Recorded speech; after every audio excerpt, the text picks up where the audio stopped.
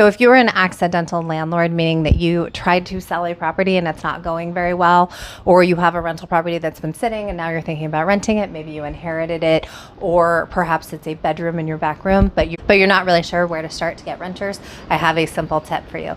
And you may not be crazy about this tip, and then the calculation becomes, what do I like less, staying unrented or adopting this strategy? And in the past, I've done a study of landlords, I guess properties, and those that allowed for this eliminated about 30 to 50% of their competition, depending on which metro you were in. Before that, who am I? Why do you care? I'm Erin Spradlin. I have owned my own rentals since 2014, my own furnished rentals since 2017. I have written 3 books for mom and pop landlords on how to start their rentals, and I run my rentals, which are all in Colorado from Mexico, so 1,400 miles away. I work nationwide as a rental consultant, and my whole goal is to get you rented faster because from my experience, what usually costs landlords most money is vacancy, not rogue tenants, especially when you write your house rules correctly and have a system to help prevent the kind of tenants that you don't want from coming in. If you want more information on that, I will link to my services in the top comment of this video. In the past, I had recommended that you allow for dogs because that would cut out 30 to 50% of your competition.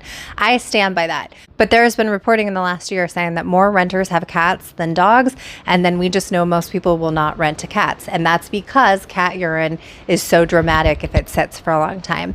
I have had my own bad experience with this, but I think that was early in my landlording career, and I've learned a lot since then, and now I am allowing cats in my property because I think vacancy is a bigger risk to you than getting a tenant that has a cat and then that tenant doesn't clean up after the cat and then it sits for so long that it becomes a chronic problem. Most of the time in the midterm rental space, it's not going to be a problem because these renters are in for 2 or 3 months, and also they're working from home a lot of times if they're midterm renters, meaning they're renting your property furnished. And for that reason, I recommend, if you are worried about getting renters or your place has been sitting for a while, allow cats and put it in the headline, and that should get you some movement on your rental.